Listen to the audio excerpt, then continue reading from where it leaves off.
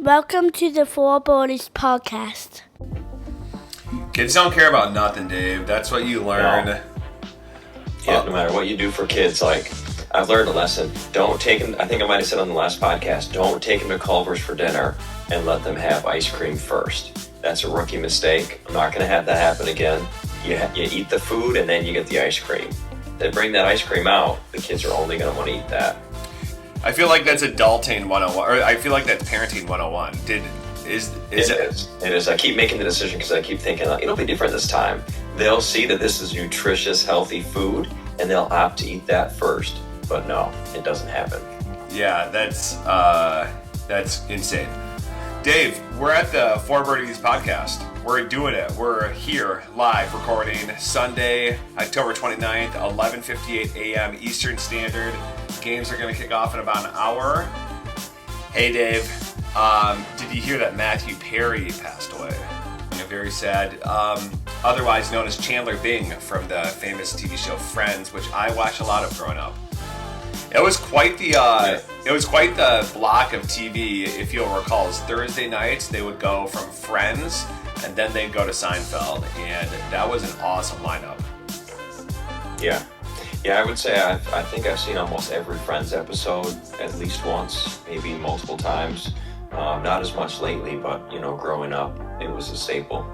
Yeah, very good. And if you go back and watch it, it's still funny. I mean, just the character development. It does hold up, yeah.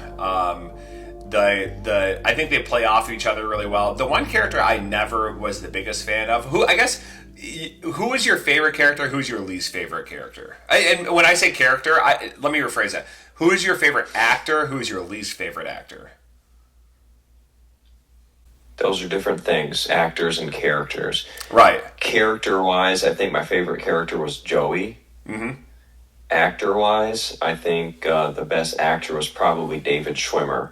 He played the role of Ross great. Like, he gave you secondhand awkwardness all the time, intentionally, Chandler was not my favorite character and not my favorite actor. I'd say my least favorite was probably Phoebe. Her character, to me, just didn't do it for me. But as far as the guys, liked Joey. And then as far as the girls, I would say Rachel. I think every guy watching her had a crush on Rachel. Yeah. It's funny that it's funny to hear your take on the actors and the characters. My favorite character was probably Phoebe. I love Phoebe's character. She's so off the wall. She's so silly and just like goofy. I also love that Chandler Bing character. It was great. I love the Joey character as well. Though it's tough for me to pick like a favorite character. My least favorite character was probably Ross. So it's so funny because I feel like we've just we're exact opposites here. Total opposites here. Yeah, we normally agree on basically everything. But I just thought Ross was so pathetic and just kind of and he was I thought David Schwimmer's acting was really good. But I also thought that he was just kind of a pathetic character. I agree. He acted the part really well. He wasn't my favorite character. Yeah. But he acted the part very well is what I meant. Yeah. So but yeah, Phoebe, they could have, done less with Phoebe and that would have been okay. Yeah, and my least favorite actor, that's a tough one. They all kind of nailed it. I'm not even going to go there because I thought they all acted, just smashed it out of the park, so I won't even go there. I thought they did a great job. If gun to my head, least favorite actor in the show, I'd say I can't even do it. I don't know. They all are so strong. They did a great job casting them. Yeah. Chandler's sense of humor was more actually in line with mine, like the sarcasm. Mm-hmm. Yeah, he was. You could always count on for that. I think he probably rubbed people the wrong way because that sense of humor is not always. It doesn't always translate well to the screen. Well, it's one of them too, where like you always go in with the joke, and you're always making the joke, and it's like my older brother. I love my older brother, and I'm guilty of this myself. Always making a joke about basically anything, and it's like. If it's funny, but then if people don't know that you're always joking, then they'll be like, "Oh, really?" And they'll be like, "No, I'm just messing around." You're like, "Okay, how many times are you going to do that?" Hey, real quick, I got a call coming in. It's going to be somebody asking for advice with fantasy football. Do you want me to take the call? Let's go. Let's hear it. Okay. Let's go. Give us a little context. Rick, you're on speakerphone. What's up? I was looking for some advice. Okay, cool. We're actually doing our podcast right now, so this might be perfect if you got a fantasy football advice question. And make sure Rick is up on to the air, bud. We're doing pretty good. It's me and Alex right now, and actually, you're our first caller here, kind of unofficially. I just happen to have my phone on. Yeah, Rick, welcome to the show. You're the first call-in. Welcome. Congratulations.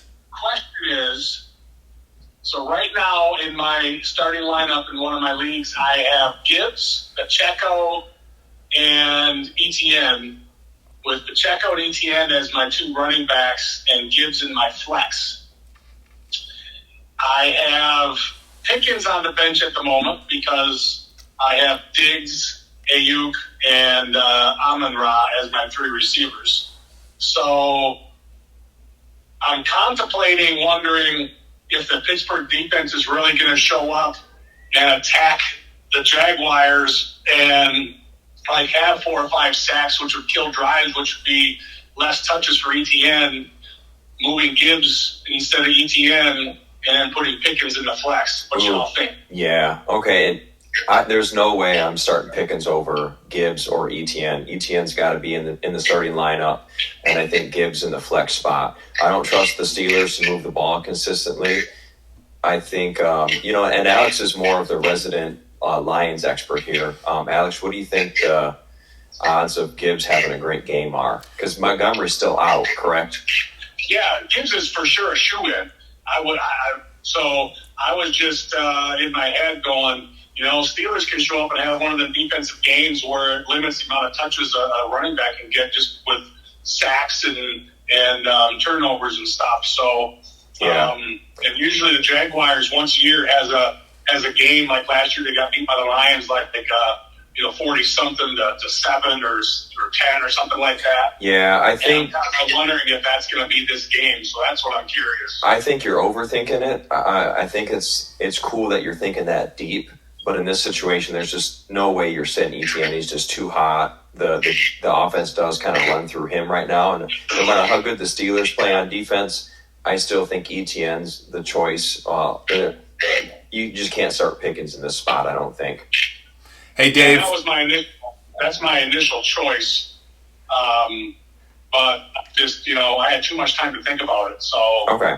That's my made a phone call. Yeah. I think go with ETN, sit Pickens, and you'll be good. And if not, call us back. We'll get you a refund. Okay, great. I appreciate that. Okay. Thanks, Rick. Thanks for the call in, Rick. All right, see you. Yeah, bye. So that was cool. That was nice, Rick, to call in. Yeah, so Rick's a coworker of mine. We've known each other for about 15 years, and we've been in fantasy football leagues together for about 15 years. So we have a 10-person PPR Yahoo league that we've been in for, I think, about 14 or 15 years. And so we like to, run scenarios by each other for our starting lineup. So just so happened that he called this morning. I don't know if he realized that, we were shooting or not, but maybe his segment will make it out of the air. Pretty good starting lineup. He's got a pretty good team. It seemed pretty stacked. How's he doing in that league? Let me check. I think every year he's in contention for the playoffs. He's a good fantasy manager. Right now he's in 4th place. Four teams make it to the playoffs in this league. Okay. So he's got a pretty good squad. He's also one of those guys who's willing to wheel and deal and make a trade and take a chance. Good. I love it. Well, good for him. Yeah, he's got a great stack. He's got Josh Allen and Stephon Diggs as a stack. So when those guys are on fire together, he's unstoppable. Yeah. Well, thanks for calling in, Rick. Appreciate you. R.I.P. Matthew Perry. Watched you a lot. Always probably my favorite character growing up. I know I said Phoebe earlier, but as I was, growing up, he was always the one who I identified with the most. I always thought his brand of humor was spot on. I think as I got a little bit older, now I really do appreciate Phoebe a little bit more. She's a little alternative, kind of hippy-dippy, which I truly appreciate. So that's why it's hard for me to pick just one character. Joey character, obviously, is so funny. But R.I.P. Matthew Perry, Too bad, too young, too early. So, Dave, you want to move into some starts and sits? For the starts and sits today, maybe you can we can talk about my lineup for a minute, and then you can give me a little advice, let's look at it. like you did with Rick right there. So I'll pull it up, and everybody watching, they can look at it on screen with us. And okay, so my quarterback situation, feeling good about that. I've got Hurts. I also got Minshew. He's on my bench, and then I've got Kyler Murray on the pup. I've got Wilson in there. Now I'm looking at this, and I see a lot of rain on these games today. I see a lot of rain for all these games, actually. But I've got Garrett Wilson, Rashee Rice, and George Pickens in for my wide receivers. I've got Gibbs in for one of my running back positions, and then Waller in for tight end, and Bourne in for the slot position. I'm kind of thinking I might want to put Gibbs in my slot position and then put Edwards in for running back instead of Gibbs. Because here's my thought process. I'm looking at the Ravens are playing Arizona. They've got the 4th worst rush defense, it looks like. And so Edwards might have a game against them.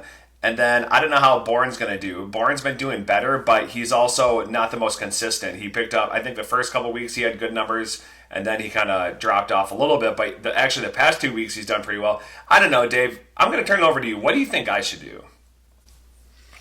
I think Bourne against Miami. I think that's a good matchup. I would think that Mac Jones is going to have to throw it a lot. I would think Miami's going to have no problems putting up a lot of points against the Patriots. Miami's a favorable defense for receivers to play against. And Bourne's been hot.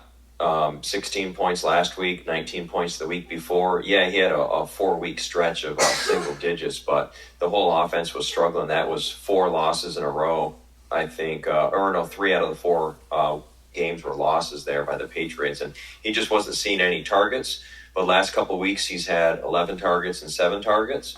So I would stick with Kendrick Bourne over Gus Edwards. It's just too hard to trust that the offense is going to run through Gus Edwards. And at the goal line, you never know if it's going to be Lamar Jackson rushing it in. So I'd say in the flex, keep Bourne and then keep Gibbs in your RB1 slot there.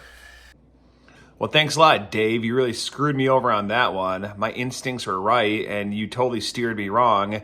Obviously, I see what you're trying to do. You're trying to play 3D, 4D, 5D chess on me and make me look like an idiot and make me lose. But I think I'm still going to win this week despite you trying to sink my battleship. Thanks a lot, Dave. Thought we were friends. Okay, what about Pickens? I heard you just talked to Rick about not going with Pickens. It looks like it's going to rain in Florida.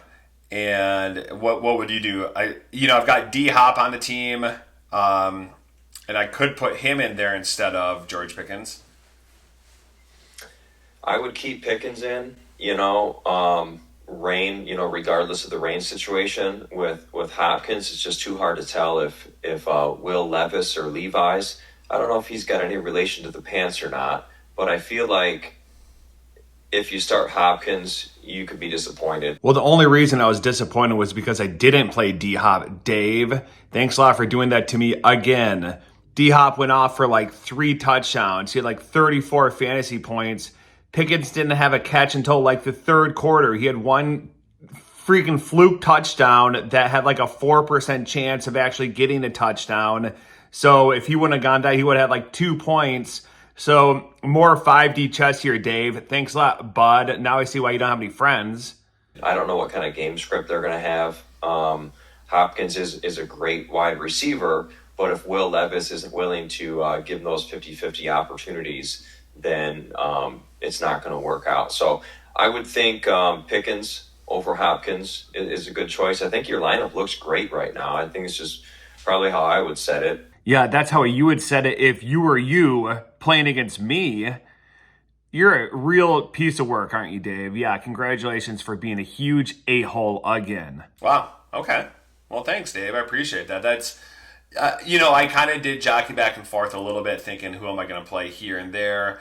The one thing I will say, I actually have a bench now. My bench was awful the first couple weeks and just made some moves to better my team on the margins there. So you helped me out with that Rashid White trade, which is very impactful. What did we do? We did White for Purdy. Is that what we did? That sounds right. Yeah, straight up. Yeah, I had a surplus of running backs. I couldn't start all of them, and I needed a quarterback. And I was able to flip Purdy for Tua, which didn't work out last week, but hopefully it corrects itself now. I would think so. I mean, so basically what you did was you did White for Tua. I mean, that's Essentially. in a nutshell. That's what you got. Essentially. Yeah. Yeah, That's a it's nice like move. trading a paperclip and ended up with a car. I don't think it's Overtime. quite like that. The old red paperclip. I don't think Yeah. you. I don't think the difference in what you started with and what you ended with is quite to that degree. But I can see how you get that analogy there. Yeah, I don't know if it's too early to do a quick tip for your mom. Dave, I don't think it's People ever know too that. early. I think moms are always in for a Um, tip, regardless of the time of the day. Yeah, you brought up Kansas City and Denver, and that leads me to think of this small little tip for your mom is look at the weather reports before a game starts. Now, it's not going to affect whether or not you sit, or start your stud because we talked about it weeks before. Always start your studs or never sit your studs. Yeah. So in this situation here, we got Rashee Rice at Denver. It's supposed to be pretty cold. It's supposed to be, an accumulation of up to 6 inches of snow. In a game like that, I'd still say start Rashee Rice.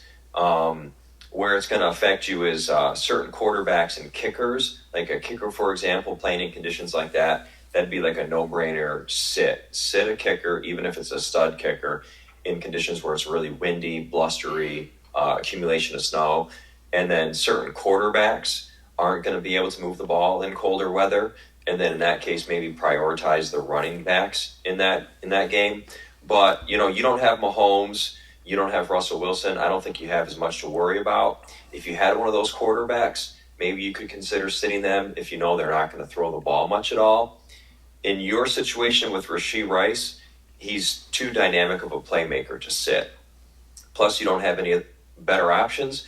Any better options like Deandre, Hopkins, who got 34 fantasy points with 3 touchdowns today, Dave? Is that what you mean? But to sum it up, a tip for your mom, look at the weather reports, think about how that's going to affect the game script, and make roster decisions accordingly. That's one of those hard ones, though, and I think that's a great tip for all the moms out there. I think all the moms are going to love every one of the tips that you throw at them. With the weather report, I will say I think that's a tough one because it could, it's going to show a little red rain cloud, and that might mean it's just a drizzle, right? It might mean it's like a downpour. It might mean that you're not going to be able to throw the ball at all. It might mean that you're throwing the ball a lot. It really depends. So I think go to the weather app, go check out theweather.com, whatever it is, and just check exactly what the weather is going to be. Is it going to be a torrential downpour, right? Because then they're going to run the ball more, I would imagine. If it's just going to be just, partly rainy, and then, maybe play one of your fringe receivers. Dave, were you just chugging some Hershey syrup? No, not just straight Hershey syrup.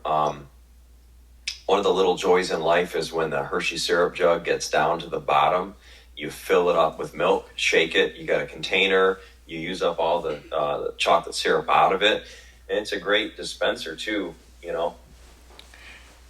That's it's a really good idea. That's brilliant. I love that right there. That's great. Nice. That's a little known fact about me. Chocolate milk's probably my favorite beverage. If I could only drink one thing for the rest of my life besides water, it would probably be chocolate milk. Okay. Another little tip for your mom is that when your gallon of milk gets low, you can always put the syrup right in the gallon jug of milk, shake that up, and then just drink it right out of the jug. That's a good idea. You got 2 containers to choose from, the Hershey syrup container and the gallon of milk container. Hey, Dave, I love that. You are on fire with all these tips. I feel like that's a tip for anybody at that point. That's not just a tip for a mom. Dave, I'm looking at your team, and what I'm seeing is that you've got a lot. Everybody you're going against is playing against a pretty good defense.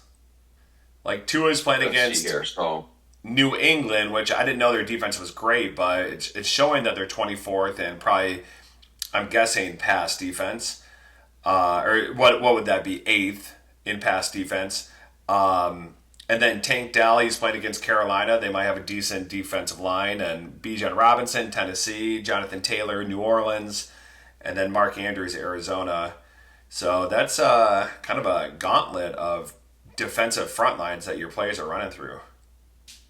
Yeah, like I said, some players it's going to be matchup specific. How strong is the defense, and maybe even the weather conditions. But in my situation, I would consider these either my studs or very good options. So Tank Dell against the Panthers, he's missed the last several weeks due to injuries and a bye. I got to start him. I don't have any other better options. I'm not going to start Boyd. I can't start Slayton. Robert Woods is out. I feel like Tank Dell is going to get a lot of work. And as far as Tua, I think they're going to come out firing. I think Waddle's fully healthy. I think Tyreek Hill's going to play. They just have too many weapons. I don't think Miami's going to be able to stop them through the air. Yeah, wow, okay. Yeah. Dave, do you have any injuries that you want to fill us in on?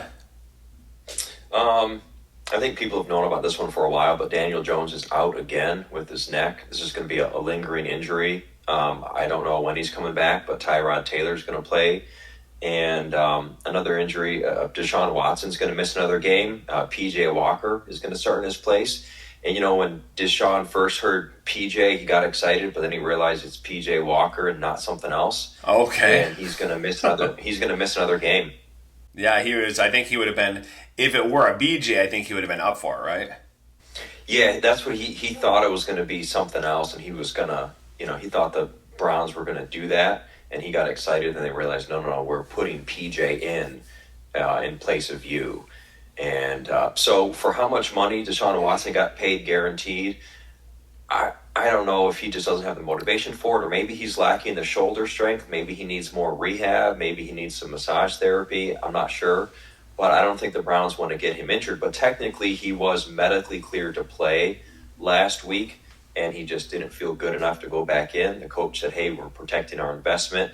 But it's not a good look for a player to be medically cleared and choose not to be out there. But Deshaun Watson knows his own body. If he doesn't think he's good enough to go, I guess you got to take his word for it. But not a good look considering how much money they paid him guaranteed. And if this Deshaun Watson experiment doesn't pan out, this could go down as like the absolute worst trade / signing possibly of all time, because they're going to be in trouble for the next 4 years if this doesn't work out.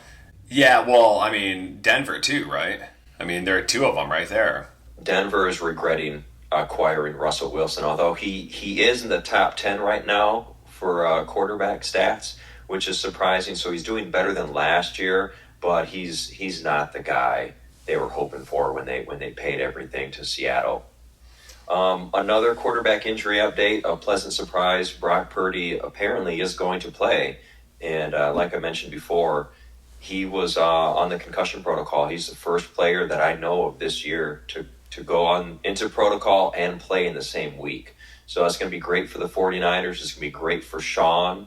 Less likely of a chance that the 49ers drop 3 in a row now. Well, they just did, Dave, and you're ruining Sean's life because you jinxed them, and now they're one of the worst teams in the NFL. Good job. But we'll see. As far as other injuries, Josh Palmer with the Chargers is questionable. Zay Jones is out. Robert Woods is out of the Texans. As far as running backs go, this is gonna kind of hurt my prediction of Darrell Henderson not getting much action, but Zach Evans is out. That's not an injury, that's a coach's decision. As far as IDP players, I don't know how many people are out there, playing IDP, but Nick Bolton is out. He's going to be on the IR for 2 to 3 months, I believe, with a dislocated wrist surgery. So Drew Tranquil is going to take over snaps there at middle linebacker. And not injuries, but activations. Rashaan Evans. I don't know. Do you know Rashaan Evans, Alex? I don't think I know him. No. Rashid? Do you say Rashid Evans? Rashaan Evans, linebacker. He was a former first-round pick, played for the Titans, ended up playing for the Falcons last year, was the leading tackler, had a career year. He's only 28, and the Falcons surprisingly released him, and he just could not get picked up by another team. He finally got picked up with the Cowboys, And with Leighton Vander Esch being out with a neck injury, Rashaan Evans was signed to the practice squad, and he's just recently been promoted to the active roster. So not an injury, but something that I'm kind of monitoring as an IDP fan myself. Rashaan Evans probably going to play for the Cowboys today. It'd be great to see him get some production there with that defense. Yeah, Dave, I did want to circle back to that injury, I guess the playing status of Brock Purdy now. And if anybody recalls from last week, we had our sneaky moves segment. And one of my sneaky moves was seeing, I think it was on Monday or Tuesday, that Purdy had been kept out of practices and he was in concussion protocol. So I very astutely and quickly checked to see if Darnold was available. He was. I picked him up. And even at that point, I had Hurts as my QB1. I had Minshew on the bench and then Kyler Murray in on my IR. But I thought if I can get Darnold, I think I might know somebody who's going to want him in lieu of Purdy. And that was Sean, of course. Sean, the diehard 49ers fan that he is. And so I made that trade offer, and we kind of went back and forth a little bit, but we eventually landed on Sam Darnold and DJ Chark for Jonnu Smith, the tight end for the other tight end for the Atlanta Falcons. And so, with Purdy now starting and Darnold out, then it looks like it was just DJ Chark for Jonnu Smith straight up. So I'm feeling good about that.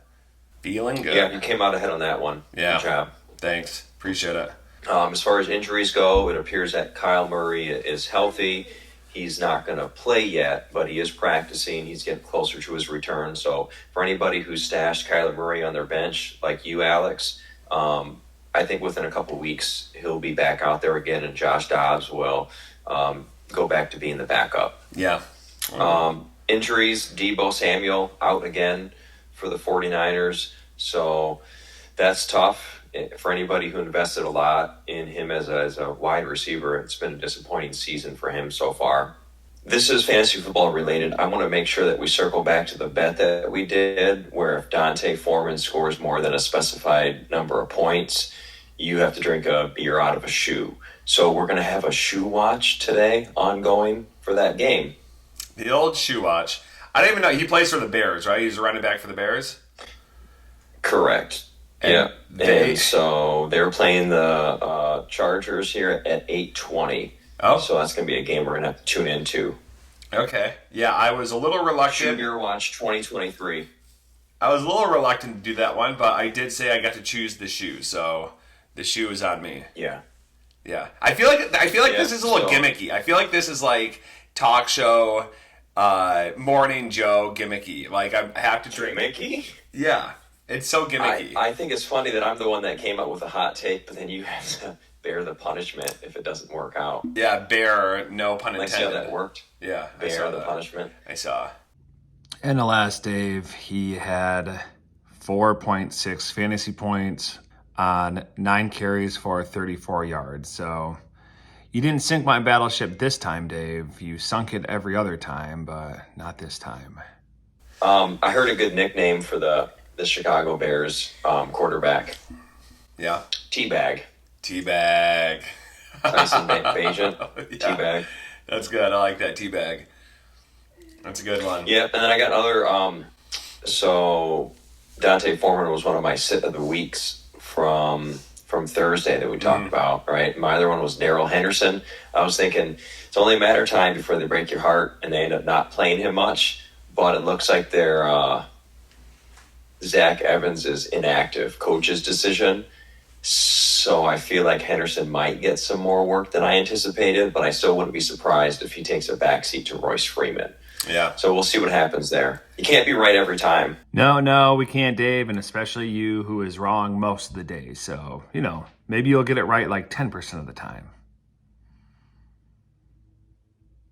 All right, Dave, thanks for the injury update. That was great. Now, we had kind of brushed on the starts and sits. Any other starts and sits that you did want to cover? We had talked about specifically on my team, but anything that you want to talk about more generally?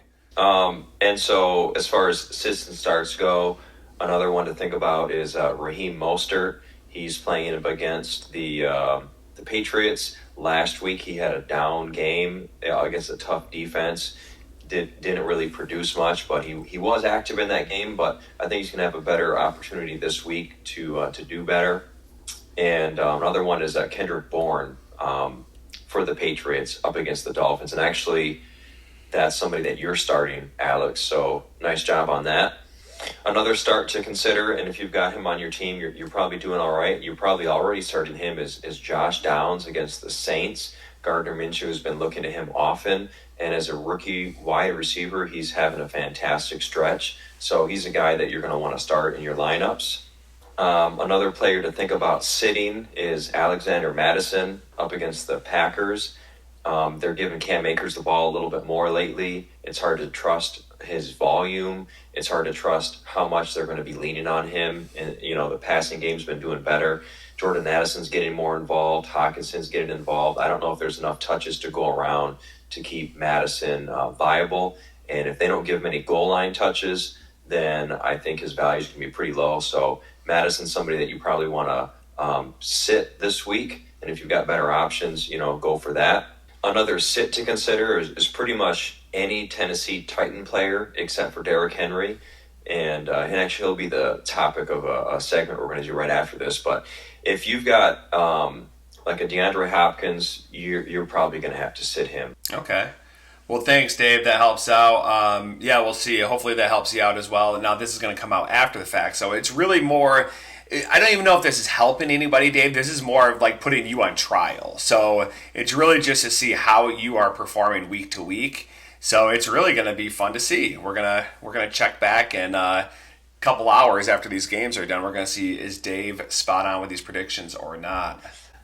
I feel pretty good that we're not keeping a good enough track of it to know whether or not I'm doing all right. But I was keeping track, Dave. I'm keeping track. Fantasy football is lots of conjecture. It's a lot of assumptions. Sometimes you just go with your gut. And ultimately, if you make what you think is the best decision at the time, you have to live with it.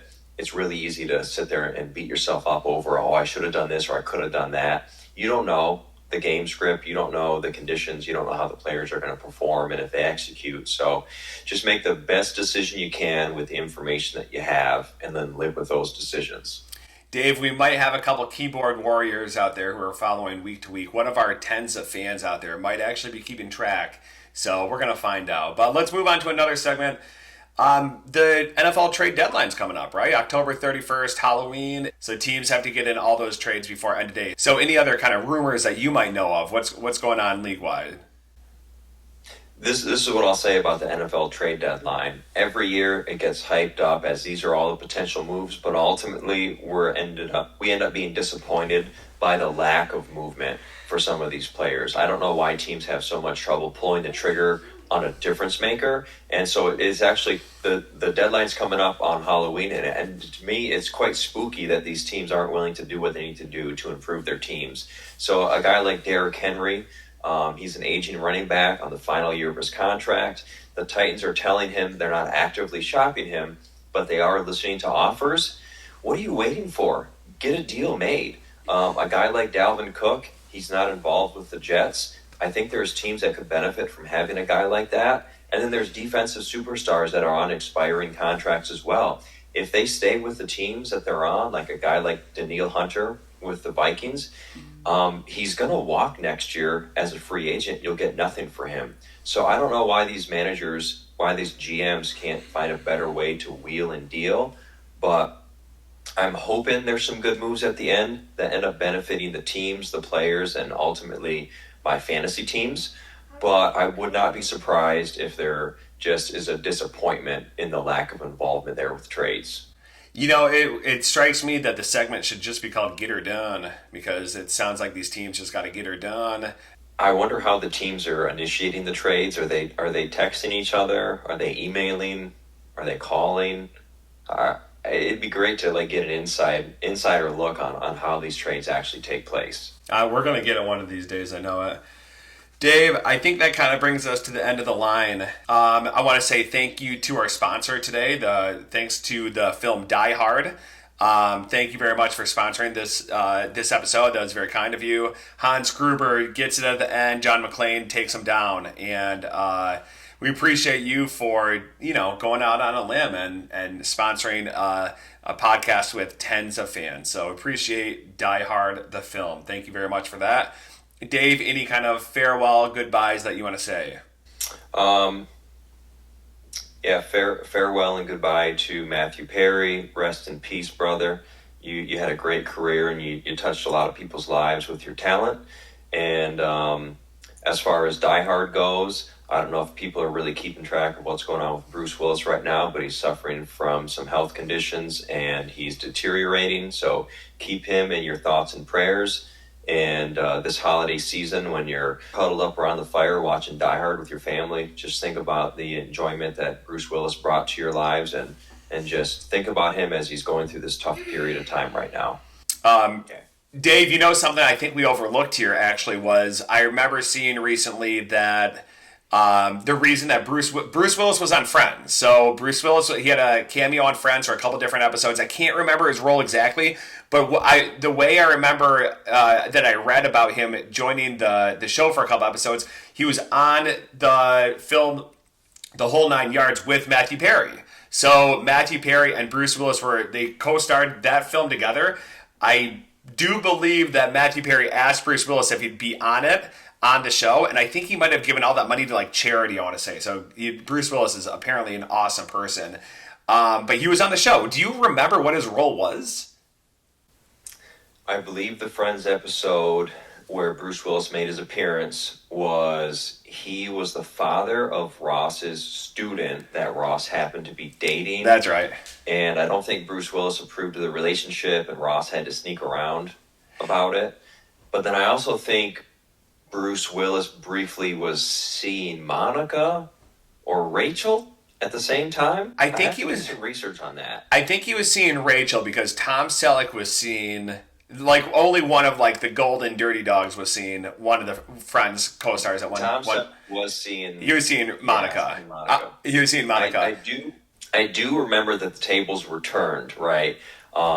Bruce Willis's character had the upper hand on Ross, and then at the last minute, maybe, I think when Ross was hiding under Bruce Willis's bed and he heard Bruce Willis like giving himself a pep talk and doing push-ups next to the bed, that he was able to tell Bruce Willis like, "Hey, I got some dirt on you now, brother. You better act nice here, or I'm going to tell." I think it was Rachel. I'm going to tell Rachel that you're a big boy and that people like you. We're going to have to. Drop a comment below if you remember exactly what Bruce's role was in that episode. And also, I want you to comment your favorite memory of Matthew Perry in the comments, your favorite episode with him in Friends. Yeah, anything Friends related, feel free to drop it in. If you got a favorite character, least favorite character, favorite actor, least favorite actor, any of those, feel free to drop it in. And I believe that Bruce Willis's daughter was quite younger than Ross when they dated, and I think that was part of it too. I think she was like a lot younger than he was at the time, and so that was some of the fear that Ross had about dating her. So it was that, and also as a student, a teacher's not or a professor's not supposed to fraternize. What's the word? Fraternize with their students. Bone their students. And it was frowned upon. Yeah. And not only that, Ross, it's not only frowned upon, it is against policy. And he was going to lose his job over it. Right. Yeah, that's it. Okay, well, that wraps it up. And we got a little Friends talk in there. Got a lot of good NFL fantasy football tips. Thanks so much for joining us. This has been another episode of the Four Birdies podcast.